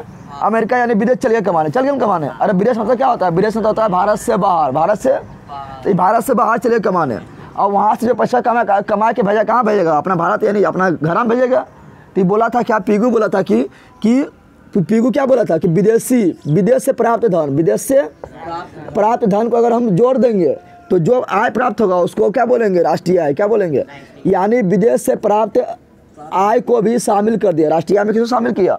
तो राष्ट्रीय आय में वस्तु और सेवा का मूल्य को तो जोड़बे किया है, लेकिन विदेश से प्राप्त आय को जोड़ दिया, और जितना वस्तु का उत्पादन हुआ उसको भी जोड़ दिया, और जितना सेवा का उत्पादन हुआ उसका मूल्य को भी जोड़ दिया। जितना वस्तु का उत्पादन हुआ उसका भी मूल्य को जोड़ा, जितना सेवा ने सर्विस दिया उसका भी मूल्य को जोड़ दिया, लेकिन जो विदेश से प्राप्त हुआ है उसको भी जोड़ दिया। कौन? पीगू। कौन जोड़ा? तो बोला किसके अनुसार? किसके अनुसार? राष्ट्रीय आय में विदेश से प्राप्त आय को भी जोड़ दिया जाता है। तो क्या बोलना है? पीगू के अनुसार। किसके अनुसार? अब आता है प्रोफेसर फिशर। प्रोफेसर फिशर कुछ नहीं किया, ये बोला था कि राष्ट्रीय आय इसको नहीं बोलते कितना उत्पादन होता है, इसको राष्ट्रीय आय नहीं बोलते। ये बोला था राष्ट्रीय आय किसको कहते हैं? तो जितना आदमी खर्चा कर रहा है ना वो खर्चवा के जोड़ दो तो वही बोला राष्ट्रीय आय। क्या बोला? यानी अरे एक साल में आदमी खर्चा करता है ना, सब कुछ ना कुछ तो खरीदते रहता है, या मोबाइल वाली रिचार्ज खरीदते रहता है, तो सेवा भी लेते रहता है, डॉक्टर पर जाएगा तो सेवा देगा। तो बोला कि व्यक्ति के द्वारा जितना एक साल में उपभोग करता है, उपभोग मतलब समझा? खर्चा। उपभोग मतलब यानी जितना खर्चा कर दिया, यानी एक साल में व्यक्ति के द्वारा जितना उपभोग किया गया है तो उसको पूरा एक साल में एक देश के अंदर व्यक्ति के द्वारा जितना उपभोग किया यानी जितना खर्चा किया उसी को क्या बोला? राष्ट्रीय आय। क्या बोला? समझ आ गया तुम लोग को? तो क्वेश्चन आएगा, बताओ किसके अनुसार उपभोग को राष्ट्रीय आय कहा जाता है? तो बोल देना फिशर के अनुसार। फिशर के बोलेगा किसके अनुसार? विदेश से प्राप्त आय को भी राष्ट्रीय आय में शामिल कर लेते हैं। तो अर्थशास्त्री पीगू के अनुसार। बोलेगा किसके अनुसार? श्रम एवं पूंजी से उत्पादित वस्तु या उत्पादित सेवा के मूल्य को राष्ट्रीय आय कहते हैं। तो बोल देना अल्फ्रेड मार्शल के अनुसार। कोई दिक्कत? अब हम लोग को क्या क्या पढ़ना है एकदम ध्यान से समझ, इससे क्वेश्चन में आएगा। अब जो पढ़ना है काफ़ी इंपॉर्टेंट है, याद है। एक पढ़ना हमको क्या? एक पढ़ना हमको जीडीपी। क्या पढ़ना है? एक पढ़ना हमको जीएनपी। क्या पढ़ना है? जब जीडीपी समझ जाएंगे तो जीडीपी से ही बन जाएगा क्या? जीडीपी से ही बन जाएगा एनडीपी। क्या बनेगा? और जीएनपी से ही बनेगा एनएनपी। क्या बनेगा? एनएनपी। अब इस चारों अच्छा समझ तो दिक्कत हो जाएगा। जीडीपी का फुल फॉर्म क्या होता है पहले समझ। डायरेक्ट क्वेश्चन आता है कि जीडीपी फुल फॉर्म क्या होगा। तो जीडीपी फुल फॉर्म होता है जी से ग्रोस, जी से, और D for domestic, D for domestic. क्या हो गया? अब पी फॉर प्रोडक्ट। क्या हो गया? डायरेक्ट फुल फॉर्म पूछ देता है कि जीडीपी का फुल फॉर्म क्या होगा? तो बोलेंगे gross domestic product. Gross domestic product. Hindi में बोलेंगे ग्रोस मतलब सकल। ग्रोस मतलब सकल, और डोमेस्टिक मतलब घरेलू। डोमेस्टिक ना तुम लोग बताता है डोमेस्टिक एनिमल यानी घरेलू जानवर पड़ता है ना, तो डोमेस्टिक मतलब घरेलू। डोमेस्टिक मतलब, अब प्रोडक्ट मतलब उत्पाद। प्रोडक्ट मतलब उत्पाद। समझ तुम लोग आया?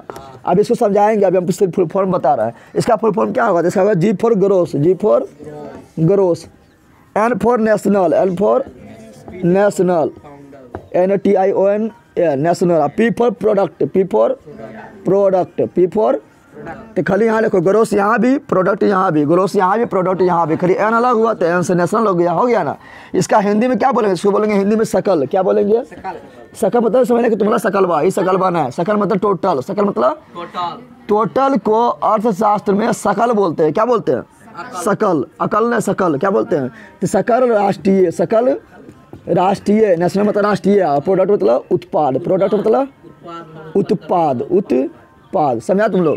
पूछेगा बताओ एनडीपी का फुल फॉर्म क्या होता है? तो बोलना है N for national, net, national नहीं, N for net, N for net नहीं बोलता है कि जैसे तुम लोग तो थी कोई सामान लेने गया तो बोलता है हम नेट वैल्यू, यानी नेट मतलब पूरा हम 1 kg दे दिया, तो क्या बोलता है? हम नेट तोल के दिया, यानी हम शुद्ध तोल के दिया, नहीं बोलता है। तो नेट होता है शुद्ध। क्या होता है? शुद्ध। तो नेट, और डी मतलब डोमेस्टिक, डी मतलब डोमेस्टिक, फुल फॉर्म आ गया। अब पी मतलब प्रोडक्ट, पी मतलब फुल फॉर्म तुम लोग को याद हुआ? तो नेट डोमेस्टिक प्रोडक्ट। इसका बोलेंगे हिंदी में तो क्या बोलेंगे? नेट मतलब हम शुद्ध, नहीं बोलता है हम नेट मान, यानी हम शुद्ध मान। शुद्ध तो क्या हो जाएगा? हो जाएगा शुद्ध। क्या हो जाएगा? शुद्ध। और डोमेस्टिक मतलब घरेलू, डोमेस्टिक मतलब, अब प्रोडक्ट मतलब उत्पाद, प्रोडक्ट मतलब उत्पाद। समझ आया तुम लोग को? उसी प्रकार होता है NNP, इसका फुल फॉर्म क्या होगा? तो N से नट, N से नेट, N से और N से नेशनल, P से प्रोडक्ट, N से नेशनल, P से तो net national product, net national product, national product. Net मतलब शुद्ध, नेट मतलब शुद्ध, नेशनल मतलब राष्ट्रीय, नेशनल मतलब राष्ट्रीय, और प्रोडक्ट मतलब उत्पाद, प्रोडक्ट मतलब। तो तुम लोग को सबका हिंदी बता दिए, इंग्लिश से बता दिए। फुल फॉर्म पूछेगा कोई दिक्कत है? आराम से बोल देंगे, नहीं बोलेंगे। अब बात आता है कि GDP कहते हैं किसको है? GDP कहते हैं, GDP किसे कहेंगे? GDP जो होता है ना, किसी देश के अंदर, किसी देश के जैसे मान लो क्या है, यहाँ पर बना दिए क्या, यहाँ मान लो बना दिए भारत, क्या बना दिए?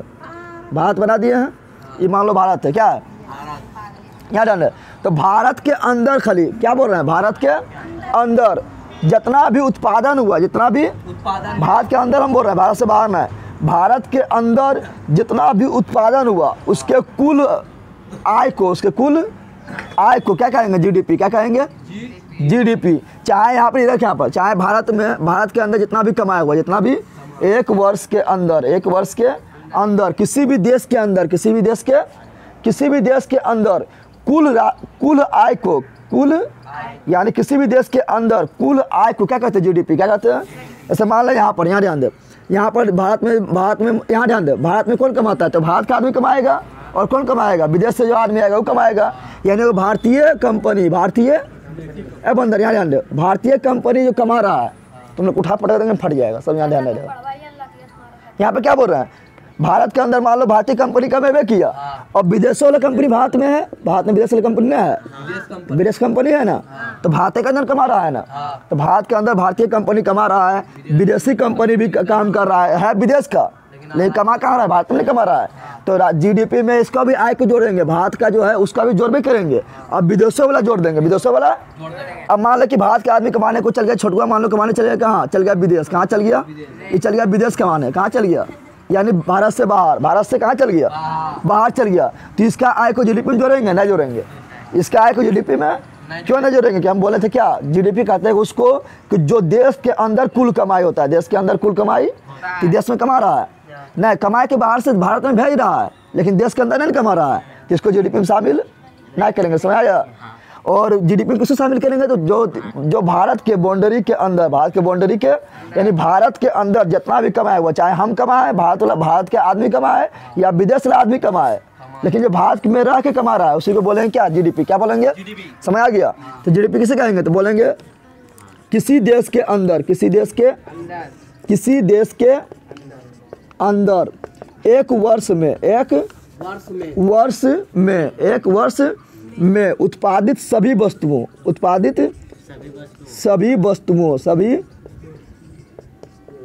वस्तुओं के मूल्य को, कौन मूल्य? तो अंतिम मूल्य या बाजार मूल्य, बाजार में जितना बिकता है, अंतिम मूल्य को ही बोलते हैं बाजार मूल्य। क्या बोलते हैं? क्योंकि बाजार में तो अंतिम मूल्य रहता है, उसके बाद मूल्य होता है क्या? तो बोलेंगे अंतिम मूल्य या बाजार मूल्य, अंतिम मूल्य या बाजार मूल्य को GDP कहते हैं। क्या कहते हैं? GDP कहते हैं। तो क्या बोल रहे हैं? किसी देश के अंदर बोल रहे हैं। क्या बोल रहे हैं? अब बता, मान लो यहाँ पर, यहाँ ध्यान दे, जैसे अमेजन कहाँ की कंपनी है? अमेरिका कंपनी है। फेसबुक कहाँ कंपनी है? अमेरिका का है। व्हाट्सएप कहाँ है? अमेरिका का है। लेकिन बता, अब फेसबुक, अमेजन, व्हाट्सएप जितना भारत में कमाया है उसको GDP में शामिल करेंगे? तो करेंगे ना गंदा। भारत में हम बोल रहे हैं भारत में कमाया, तो भारत के अंदर नहीं कमाया है। हम क्या बोल रहे हैं? किसी देश के अंदर, तो भारत के अंदर नहीं कमाया हो, तो क्या शामिल करेंगे? यानी इसमें क्या किसको शामिल करेंगे? तो इसमें देशी आय, देशी यानी देश के लोग, यहाँ ध्यान दे, इसमें विदेशी आय, विदेश के आय को शामिल नहीं करते। विदेश के आय को शामिल यानी मान ले कोई यहाँ तुम्हारा घर से चले कमाने चल गया, विदेश कमाने चल गया, तो जो कमाए के जो भेजेगा घर में, तो उसको शामिल करेंगे? तो उसको शामिल नहीं करेंगे क्योंकि विदेश में कमाया। हम क्या बोल रहे हैं? किसी देश के अंदर बोल रहे हैं। क्या बोल रहे हैं? किसी देश के अंदर। अब मान ले कोई कंपनी है, कोई कंपनी कहाँ पर है? भारत में। कहाँ पर है? अमेरिका का कंपनी। कहाँ कंपनी है? कंपनी कहाँ के? वो अमेरिका के, लेकिन काम कहाँ पर कर रहा है? भारत में। जैसे अमेजन, फेसबुक, व्हाट्सएप सब कहाँ कंपनी? अमेरिका का है, लेकिन काम कहाँ कर रहा है? भारत में। कहाँ कर रहा है? भारत में कर रहा है। और कंपनी कौन है? भारत का। कौन कंपनी है? और ये भी कर रहा है भारत में काम। कहाँ काम कर रहा है? तो इसका आय को जोड़ देंगे। क्यों जोड़ेंगे? क्योंकि भारत में काम कर रहा है ना। आपको चल गया विदेश में कमाने, आप विदेश से कमा के भारत में भेजा, उसको शामिल करेंगे जीडीपी में? नहीं करेंगे। समझ आ गया तुम लोग को? यानी जीडीपी में सिर्फ उसको शामिल करते हैं जो एक देश के अंदर जो कमा होता है, उसको क्या कहते हैं? जीडीपी। क्या कहते हैं? अब यहाँ ध्यान दें, जीएनपी किसे कहेंगे? जीएनपी किसे कहेंगे? यहाँ समझ, यहाँ जीएनपी किसे कहेंगे? जी मतलब सकल, जी मतलब ग्रोस, जी मतलब ग्रोस मतलब सकल, ग्रोस मतलब सकल, सकल मतलब कुल, सकल मतलब तो कुल राष्ट्रीय उत्पाद, कुल राष्ट्रीय।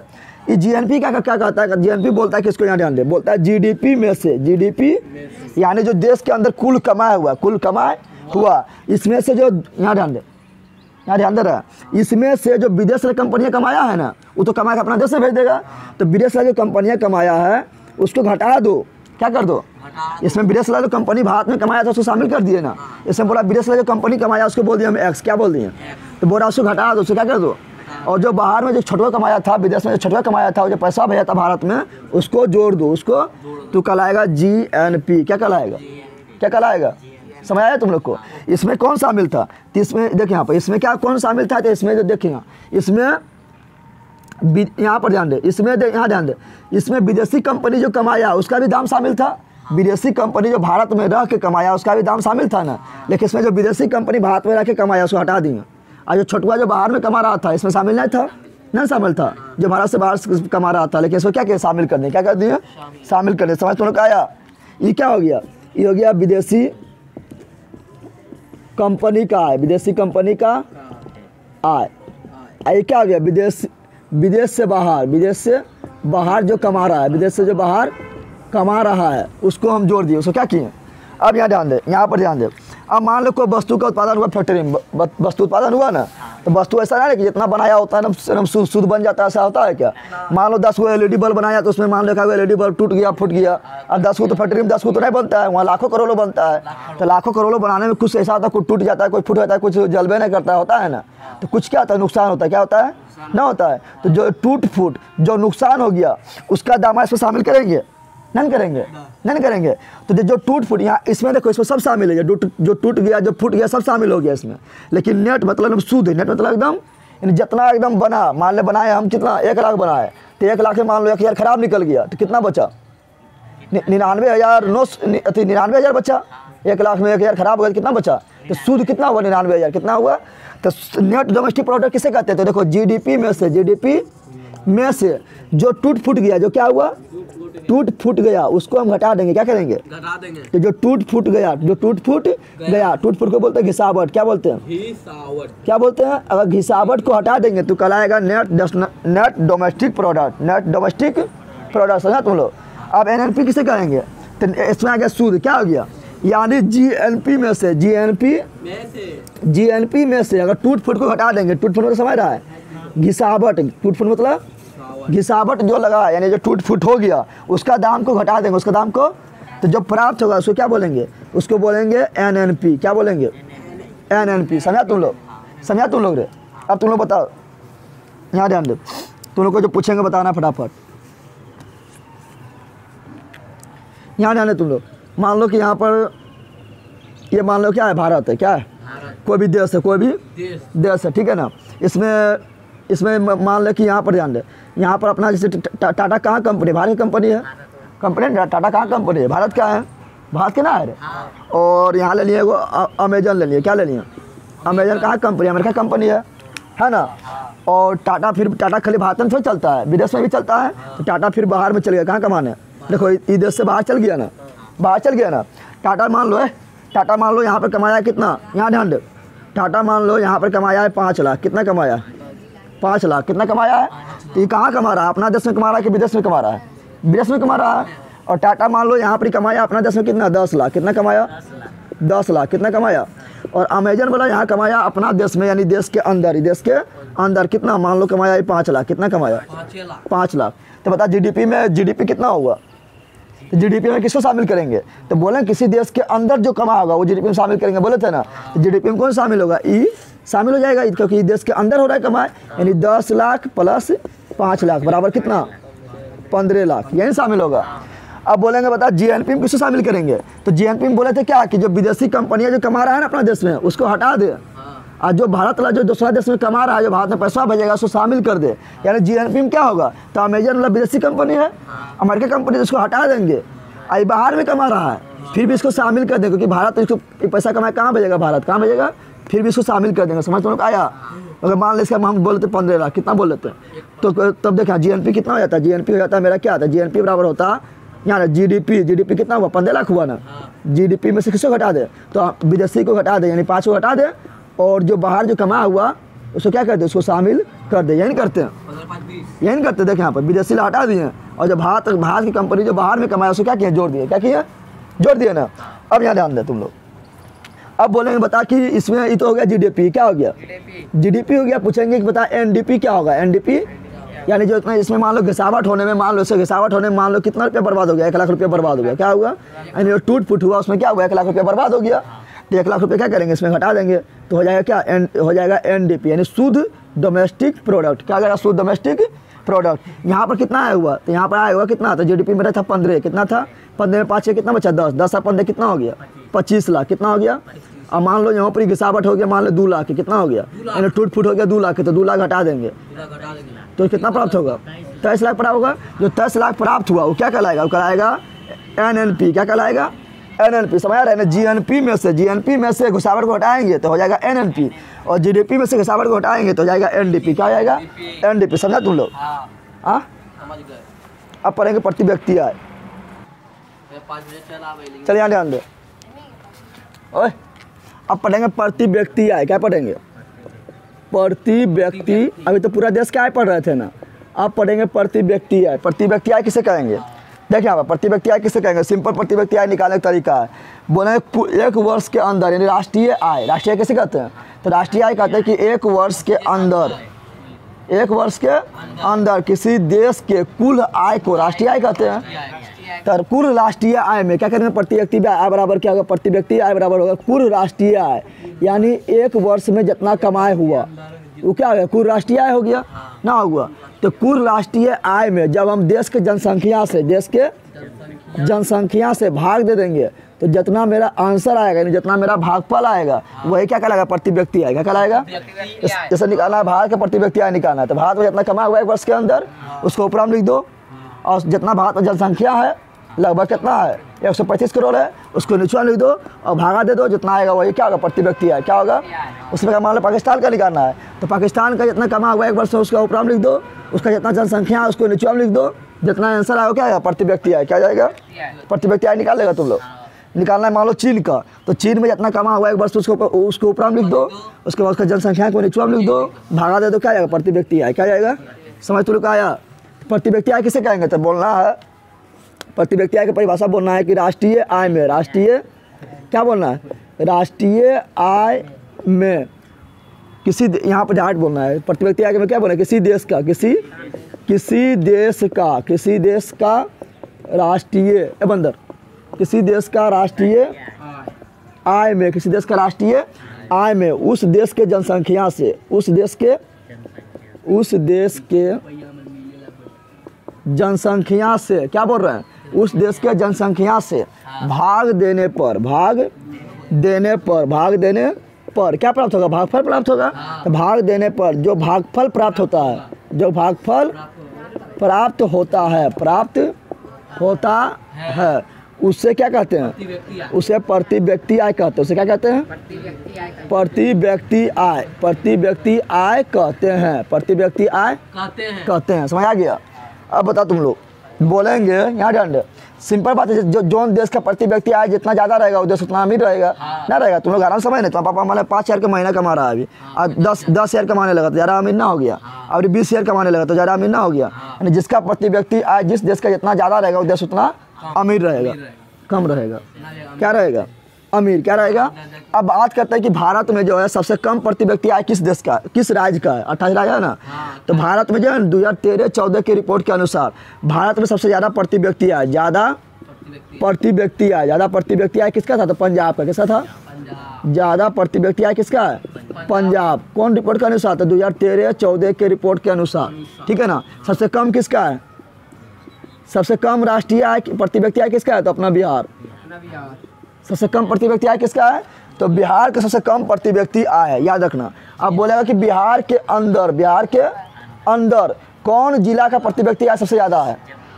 अरे पटना न होगा रे गधा, पक्का बंदर है, पटना होगा, सिंपल बात है। तो बिहार में पूछेगा सबसे ज़्यादा प्रति व्यक्ति आय किस जिला का है? बिहार में सबसे ज़्यादा प्रति व्यक्ति आय वाला जिला, प्रति व्यक्ति आय वाला जिला कौन है? प्रति व्यक्ति आय वाला जिला तो सिंपल बात है, पटना हो जाएगा। कौन हो जाएगा? ठीक है ना, तो पटना राजधानी है तो जिला ना है, जिला भी है। चलिए ध्यान दे, तो यहाँ दे पटना कौन हो गया, समझ आ गया ना। तो बोलेगा सबसे ज़्यादा प्रति व्यक्ति आय वाला तो पंजाब, और सबसे कम प्रति व्यक्ति वाला राज्य तो बिहार। बिहार के अंदर कौन सा जिला जिसका प्रति व्यक्ति आय सबसे ज़्यादा है? पटना। क्या हो गया? पटना। ठीक है ना। तो पंजाब जो है ना, पंजाब 2013-14 के रिपोर्ट के अनुसार सबसे ज़्यादा प्रति व्यक्ति आय वाला था। ठीक है ना। अभी हमको लगता है गोवा हो गया होगा। ठीक है ना। सबसे छोटा राज्य कौन है? गोवा। कौन है? लेकिन तुम लोग को पूछेगा तो भी पंजाबे मारना है। क्या मारना है? तुम लोग किताब में पंजाब दिया हुआ। ठीक है। अब यहाँ ध्यान दे, इसी गए ना। अब देखिए आपस बोले सबसे पहले प्रति व्यक्ति आय कौन निकाला था?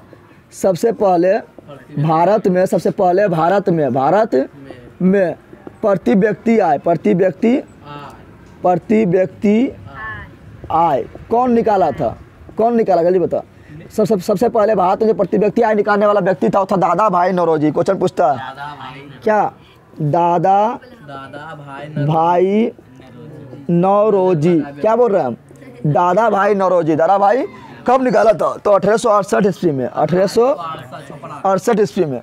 तो बोलेगा बता भारत में सबसे प्रथम प्रति व्यक्ति आय का गणना करने वाला व्यक्ति कौन है? तो दादा भाई नौरोजी। कब किया? तो 1868 ईस्वी में। और उस समय जो भारत का आय बताया था वो कितना बताया था?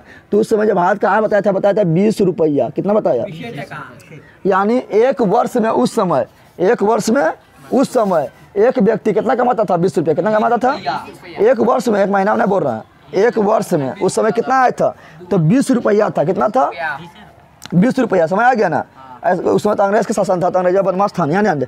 अब यहाँ ध्यान दे, अब ये कौन पुस्तक में बताया है? तो बताया है एक पुस्तक है, इसका नाम है, पुस्तक का नाम है क्या है? The British. क्या है? पुस्तक का नाम है द ब्रिटिश। यहाँ ध्यान दे, पहले यहाँ ध्यान दे, ये कौन पुस्तक में बोला था? यहाँ ध्यान दे, पुस्तक का नाम है द पॉवर्टी। क्या है?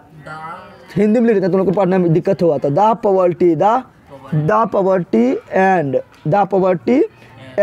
अन हिंदी में लिख देते हैं, तुम लोग को पढ़ने में दिक्कत होगा। Un British rule in India. ये क्वेश्चन पूछा गया है। यहाँ ध्यान दे, बोलेगा बता कि the poverty and un British rule in India नाम है पुस्तक किसने लिखा? तो बोलेंगे दादा भाई नौरोजी। दादा भाई। और इसी में सर्वप्रथम बताया था कि भारत के प्रति व्यक्ति आय कितना है? 20 रुपया। कितना है? समझ आया तुम लोग को। अब बात करते हैं कि भारत के प्रति व्यक्ति आय का गणना कौन करता है? ऐसे भारत में कितना आमदनी हुआ, कितना मतलब प्रति व्यक्ति आय हुआ, कितना राष्ट्रीय आय हुआ, ऐसे गणना कौन करता है? पहले इतना लिख, उसके बता रहे हैं, जल्दी कर। चलिए यहाँ ध्यान दे। तभी हम तुम लोग को पढ़ाए थे GDP GNP पढ़ा दिया ना।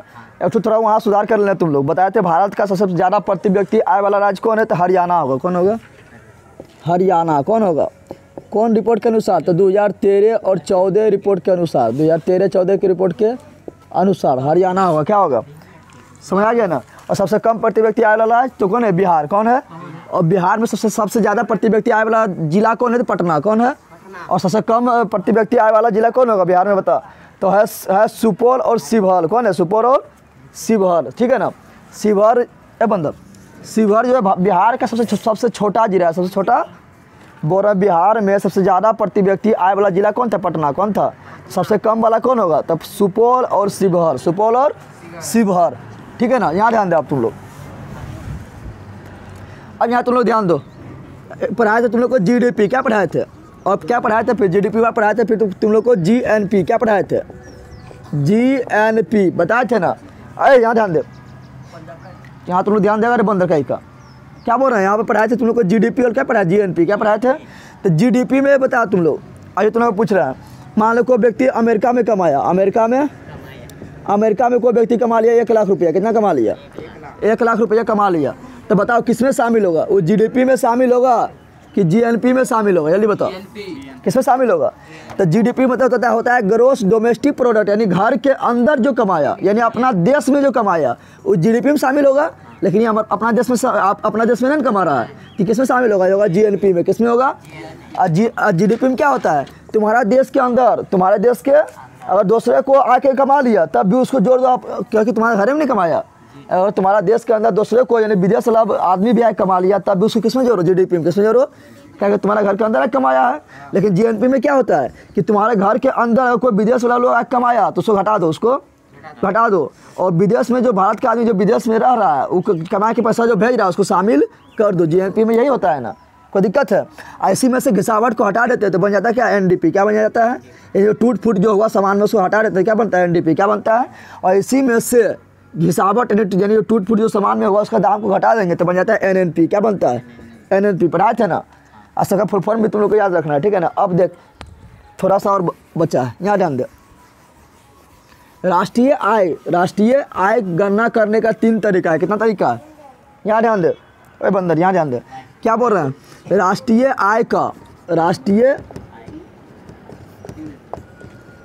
आय गणना करने का तरीका, गणना करने का कितना तरीका है? 3 तरीका है। कितना है? 3 तरीका है, ठीक है ना। कौन कौन है तो ध्यान दे। पहला तरीका है कि जो जितना वस्तु उत्पादित हुआ, जितना वस्तु यानी उत्पादित, क्या बोल रहे हैं? उत्पादित वस्तुओं का मूल्य, यानी जितना वस्तु उत्पादित हुआ, चाहे वो वस्तु उत्पादन हो या सेवा का उत्पादन हो, सबका मूल्य को जोड़ दो तो क्या आ जाएगा? राष्ट्रीय आय। क्या आ जाएगा? दूसरा तरीका है आय गणना विधि। क्या है? यानी जितना से कमा रहा है ना सबका आय यानी इनकम को जोड़ दो तो क्या आ जाएगा? आय गणना विधि, आय गणना। और तीसरा है व्यय गणना विधि। क्या है? व्यय गणना। क्या बोल रहे हैं? व्यय गणना विधि, यानी जितना खर्चा कर रहा है सब, व्यय मतलब खर्चा, व्यय मतलब जितना खर्चा कर रहा है उसको जोड़ दो तो क्या आ जाएगा? राष्ट्रीय आय। क्या आ जाएगा? तो पहला क्या है? उत्पादित गणना विधि लिख देते हैं। उत्पादित गणना यानी जितना वस्तु या सेवा का उत्पादन हुआ उसका मूल्य को जोड़ दो तो राष्ट्रीय आय हो जाएगा। दूसरा तरीका राष्ट्रीय आय निकालने का क्या है कि आय गणना विधि, यानी जितना सबका इनकम हुआ ना उसको जोड़ दो तो क्या आ जाएगा? राष्ट्रीय आय। क्या आ जाएगा? तीसरा तरीका क्या है कि जितना सब खर्चा किया, क्या किया? जितना सब खर्चा किया उसको जोड़ दो तो क्या आ जाएगा? राष्ट्रीय आय। क्या आ जाएगा? राष्ट्रीय आय। अब यहाँ ध्यान दे, राष्ट्रीय आय को निकालने में कुछ परेशानी होता है। क्या होता है? यहाँ ध्यान दे, बोलेगा राष्ट्रीय आय को गणना करने में होने वाली समस्याओं को बताओ। तो राष्ट्रीय आय को मापने में होने वाले कठिनाई क्या है? तो यहाँ ध्यान दे, राष्ट्रीय आय को मापने में होने वाला जो कठिनाई है ना, पहला कठिनाई क्या है? पहला कठिनाई है पर्याप्त। क्या बोल रहे हैं? पर्याप्त एवं विश्वस्त। क्या बोल रहे हैं? विश्वस्त आंकड़ा का अभाव। अब यहाँ समझ तुम लोग को कोई घर में पूछने आता है ना, पूछता है तुम लोग बनाता है ना जातीय आवासीय आय बनाता है ना, तो आय बनाता है तो पूछता है कितना इनकम है तो लिखता है जल्दी, सब बोले कहाँ हम कमा भाई 1000 रुपये नहीं कम भाई। तो यहाँ पर देख, यहाँ पे जो विश्वास, क्या बोल रहे हैं? जो विश्वस्त आंकड़ा है यानी जो जितना वो कमाता है, कोई बताता है अपना आंकड़ा? को बताता है?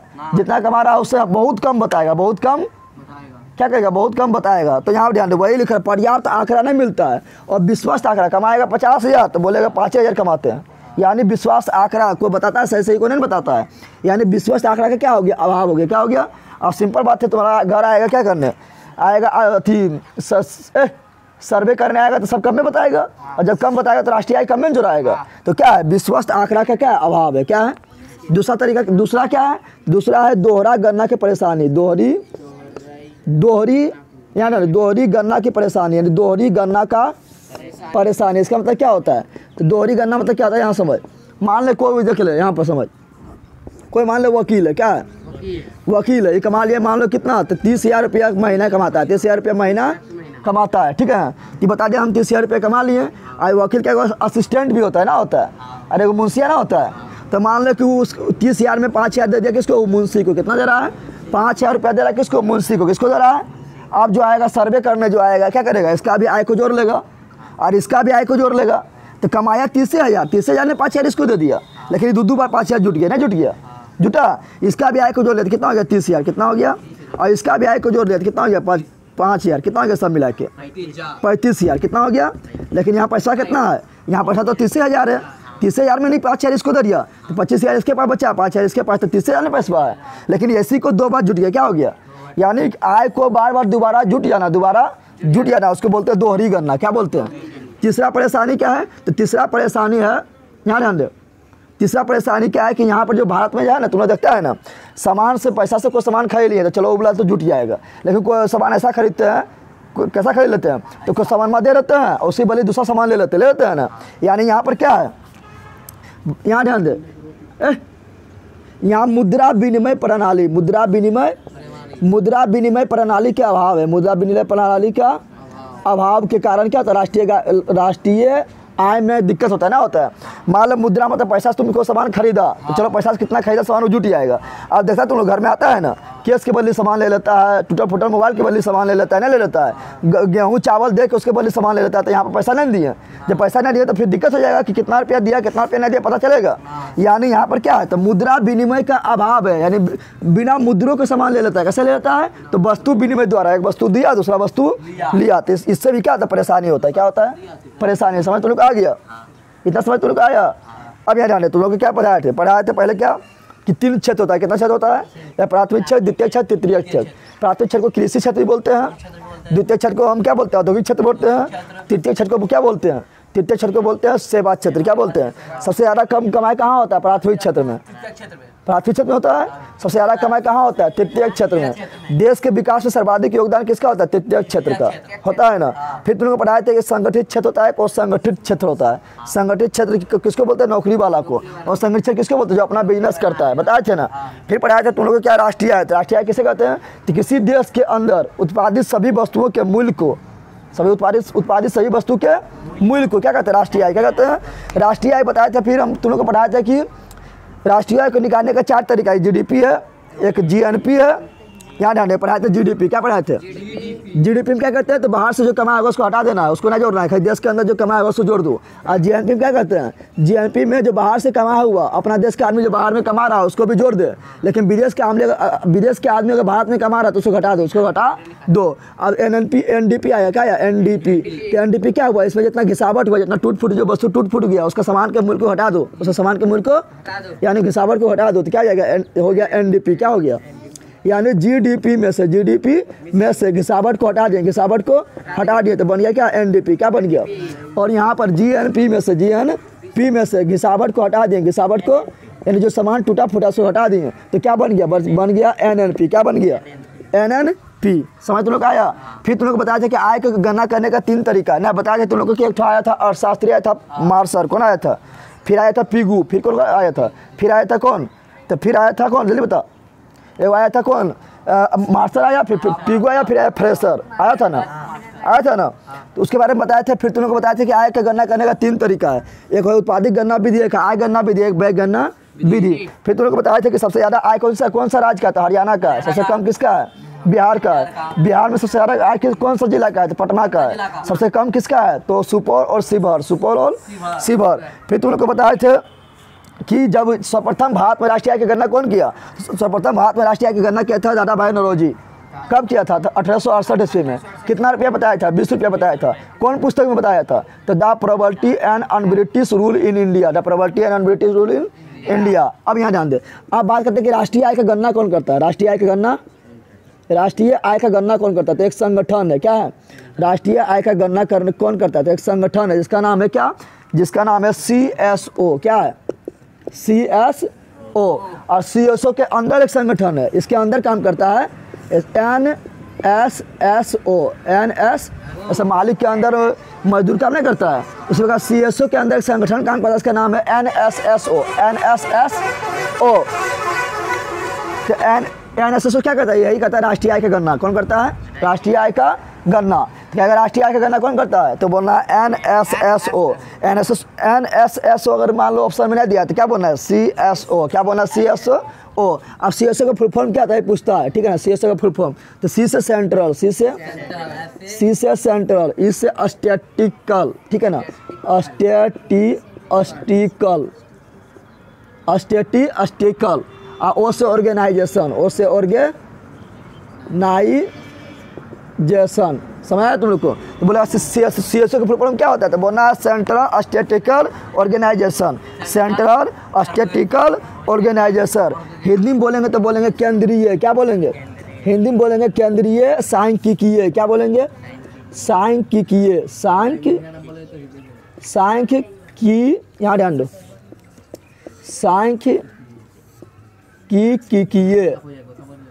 और ऑर्गेनाइजेशन संगठन, ऑर्गेनाइजेशन मतलब संगठन, समझ आ गया।